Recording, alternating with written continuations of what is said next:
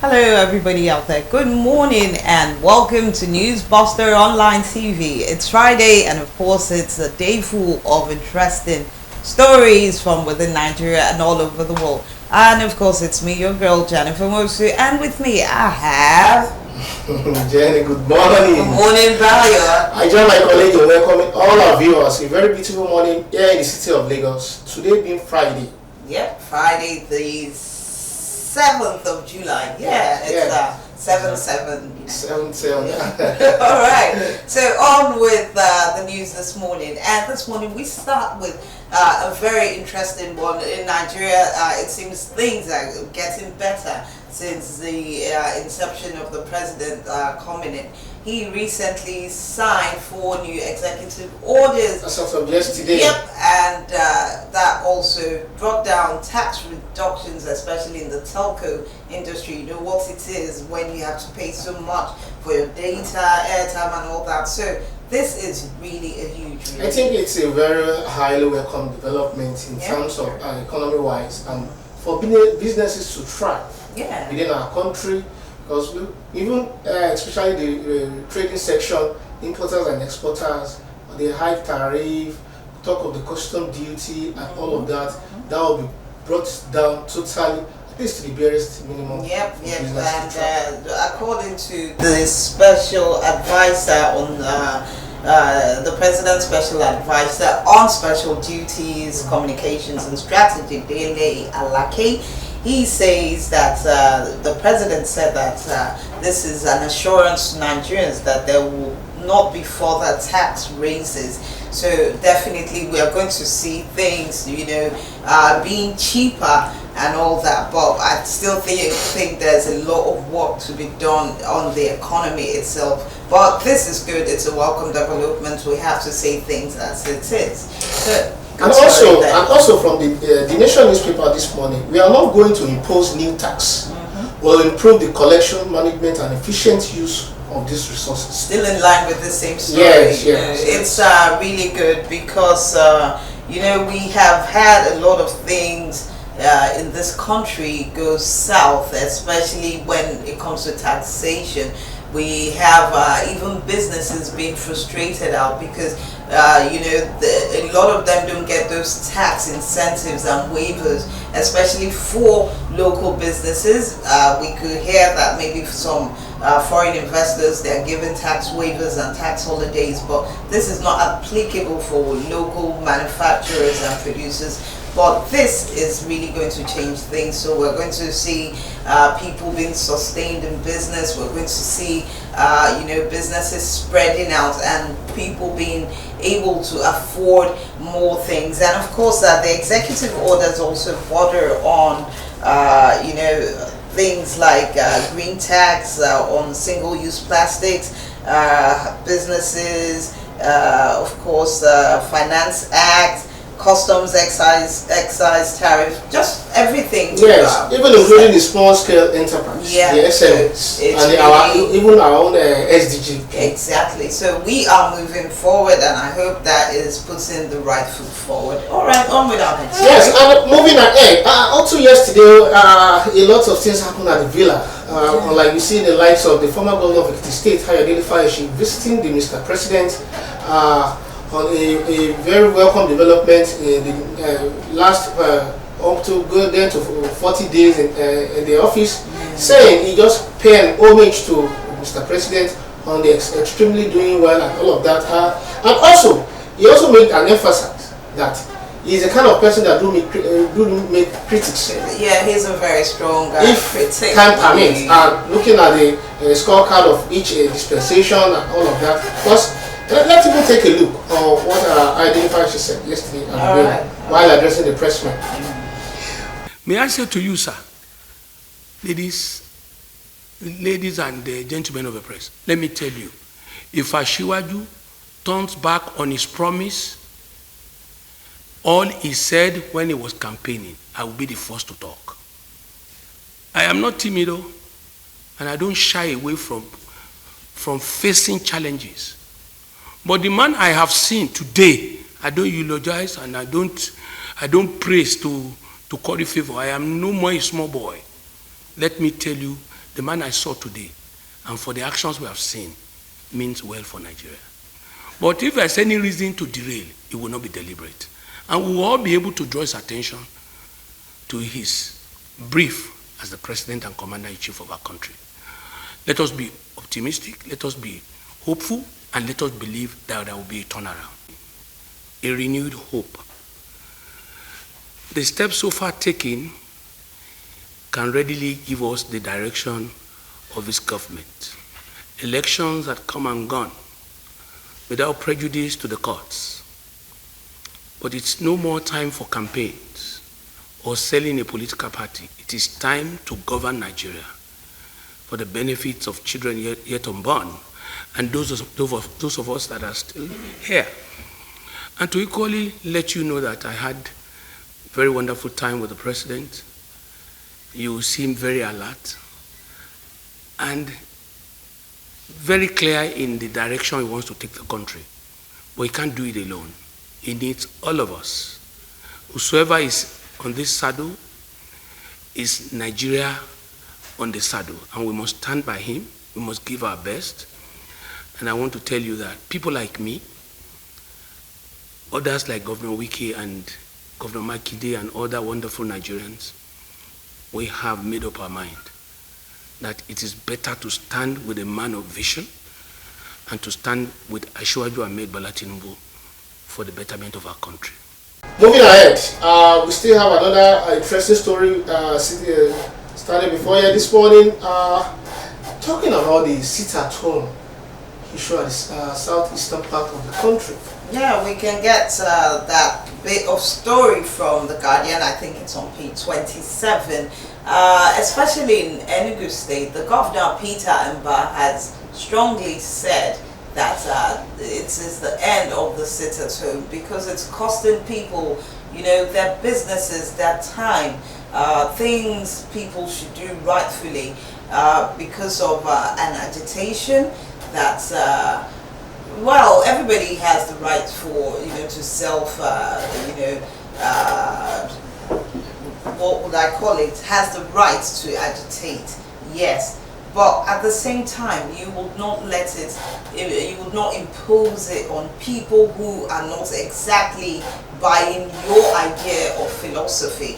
There was a trending video that even showed some children who went to school who were being flogged by these teacher leading the teacher. Yeah, it's really, really sad. If you have to go, you know, on that kind of mission, why must you make people, you know, come under some kind of draconian laws and powers? Are you trying to say that if that secession happens, if, you know, the right to self-determination is granted, is that how people will be treated in that part of the country you want to make out of? So it's really something that it leaves people to ponder and wonder. And on my own, on the other note here, it's even a violation of fundamental human rights. As far as I'm concerned, because a lot of things are aggravated to the level whereby no one can curtail the level of sit-at-home and let everybody come up. And the annoying part of this is these are non-state actors who are actually, you know, putting up this thing that has become a hydra-headed monster.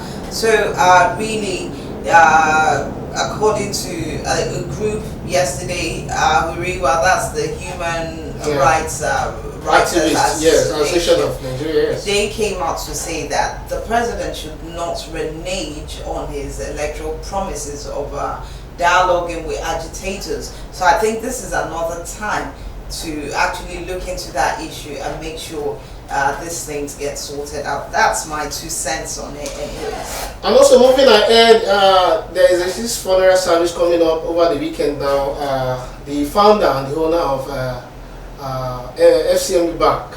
That's First City Monument. Yes, in person of yeah, he lived a very clear life. His life was quite transparent. He was on the social scene. He was a financial wizard. He was somebody who touched lives. And there's one story about him that keeps on being repeated over time to show how astute he was in his life and a man of his word. During the Civil War, he had a neighbor who had to go back to the east. So this man's house at that time was abandoned, but he took it under his care, collecting rents, maintaining the house. So after the war, the man came back and he told him, "Sir, this is the money I collected. Your house is still in order." The man was shocked, and time passed, and not too long after, maybe in about a decade, this man eventually, that neighbor, eventually became the vice president of Nigeria in the person of late Dr. Alex Ekweme. Yes. And Dr. Ekweme, still remembered the good deed Otumba did for him.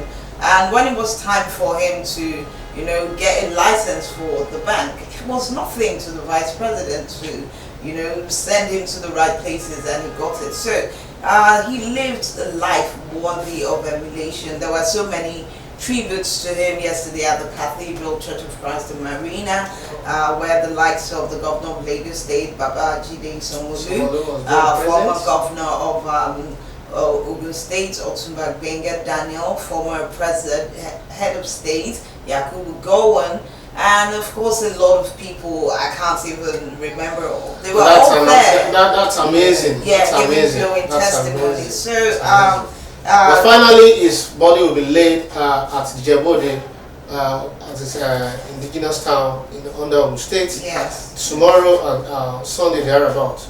Moving ahead, Tinubu, 30 million order joins Zuckerberg threats. That will be found on page 9, the Punch newspaper this morning. Yeah, Threads, it's huge right now. I think that is the most searched and downloaded app on the planet Earth right now. Threads is an alternative to Twitter, the social media platform, but Threads seems to offer so many better things than Twitter. And also, for one of the good things about Threads is if you have an Instagram account, because it's part of the Meta, that's Facebook family, you just you can sign up with your Instagram account, and you just log in and have a whole new experience of the metaverse. So it's really something. And that's another new development to our nation, if we can also embark to that spirit.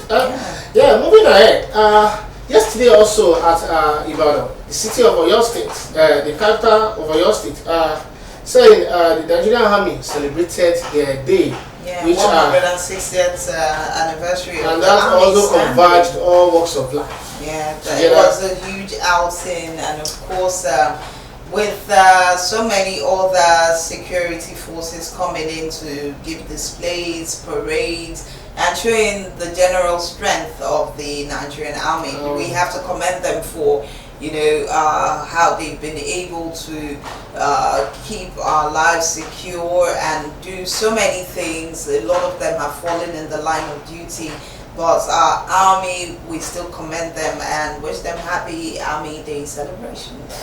And also moving ahead, Falcons protest cancelled bonuses, threatens to boycott World Cup.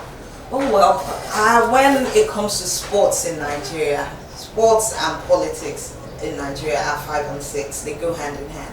There's so much politics there because some of these things that should actually be handled by sports administrators, they're just given to people who are recommended maybe because of some role they played in party politics, and it's a reward for them. So at the end of the day, they miss the mark. They don't do what they're meant to do. Now look at the Super Falcons. Every other country is gearing up. Most of them are already, heading out to their camps, preparing for the Female World Cup. But Nigeria here, we're having players, raise agitations, putting people in fear that they're going to boycott the games because of FIFA bonuses that the NFF is withholding. This is specific. Those bonuses are for the players. It's not the first time FIFA is. I remember in 2014, I think it was Desire Oparanazie who was, or 2018 or thereabout, who was suspended, outside the country for leading this kind of protest for her team members also. They can't keep on doing this. And it's also like, putting them down because of their gender. Is it because they're women you have to do all this to them? So it's something the government should look into.